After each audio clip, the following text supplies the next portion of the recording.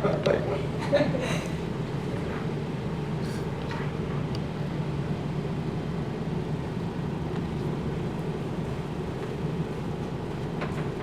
so my name is Luke Harry. We're going to be talking about parts of space and space travel.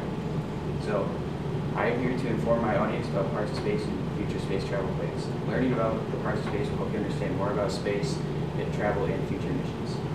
So, NASA shuttle program has had over 135 missions and sent over 300 astronauts into a vacuum that is space. I have always wondered when the world will become a space community, and Earth one is kind of running out of time because of global warming and all that stuff. The Earth won't last forever, and space is most likely the next place to go. So, learning about space travel will help you understand more about space travel and future missions. I'm currently taking an astronomy class at Mid-Michigan, and I have done extensive research on NASA and Elon Musk's SpaceX program. So, throughout the speech, I will cover Mars and future missions that may be happening. I'll talk about planets and what makes a planet habitable for humans. I'll talk about stars and our star in our solar system. So, firstly, Mars is the closest planet to Earth and may be our next stop for humans. Mars is particularly good for humans because it is close and has a similar atmosphere to Earth. In a 2019 article titled "Why NASA's Manned Mars Mission Start with the Moon," Eric Mack said, "In a cavernous room at Kennedy Space Center in Florida, NASA engineers are assembling a spaceship that in the next few years will transport humans back to the Moon and eventually to Mars." Trump expects Americans to be on Mars near 2033, and the Orion spacecraft is the spacecraft that will be taking the Moon. It is expected to launch in 2020 in an unmanned flight that will be a test run, and then it will take them back to the Moon in 2023 to build the Lunar Gateway, which will serve as a point for the spacecraft to stop. The trip to Mars would take about 45 days, and Elon Musk with SpaceX also is planning to have people on Mars as soon as 2028. Musk and NASA both have very optimistic expectations, and certain astronauts do not think they will get there in time. Chris Hadfield said, "I don't think by 2020 or 2030 is realistic because our engineers aren't very good.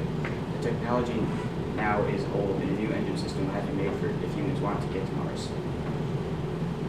So, next. Now that we have discussed Mars as a planet, planets are very important in understanding the parts of space and space. Planets are bodies that are large enough to be rounded by their own gravity and orbit a star. Goldilocks planets are the planets that could possibly support human life. As stated by Kramer in 2014 article titled 5 Things to Know About Alien Planet Kepler 186f, which is also known as Earth's cousin. A newly discovered planet named Earth's cousin has just been found 490 light years away from Earth. Kepler 186f is the first Earth-sized planet within the habitable zone of its star. It is a lot closer to the Sun than our Earth, but the Sun is a lot older, so it's not put off as much heat or light. As stated by Stuart Gary in 2016 article titled "What is the Goldilocks Zone and Why Does It Matter in the Search for ET?" The Goldilocks Zone refers to the habitable zone around a star where the temperature is just right, not too hot and not too cold, for liquid water to exist on a planet. A planet must have an atmosphere that can protect against solar radiation. It must also be around the same size as Earth because the gravity is not overwhelming. It also cannot be too close or too far away from the Sun. It needs to be in the sweet spot where it gets just the right amount of heat and light. So, now that we understand the basic concepts of planets, we will discuss stars and the other key part of space that needs to be understood. Stars are huge balls of gas that are held together by their own gravity. Stars produce energy at their center using nuclear reactions, and as stated by Charles Roy in a 2017 article titled "Stars Facts," the basic of star names and stellar abuse of a star develops from a giant, slowly rotating cloud of gas that is made up entirely of hydrogen and helium. As a newborn star gets hotter and denser, it forms a ball-shaped protostar, and once the star reaches 1.8 million degrees, the star will ignite, and it starts the process of nuclear fusion. A star's lifespan depends on the size of the star. The bigger the star, the more quickly it burns out, and the smaller it is, the faster it burns, the longer it takes. All stars will end in supernova at one point. As stated by Charles Roy in the 2017 article titled "Earth's Sun facts about the sun's age, size, and history. The sun was born about 4.6 billion years ago. Many scientists think the sun and the rest of the solar system formed a giant rotating cloud of gas and dust known as the solar nebula. The sun will burn at its current temperature for the next 5 billion years, and the sun is made up of several zones or regions.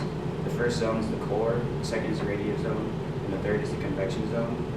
The atmosphere is also made up of 4 different parts, which is the photosphere, the chromosphere, a transition region, and the corona. The stars are very important to the survival of humans and are a key part of space.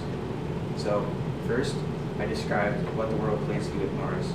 Next, I described what makes a planet habitable and what is a planet. And finally, I discussed stars and the star in our solar system.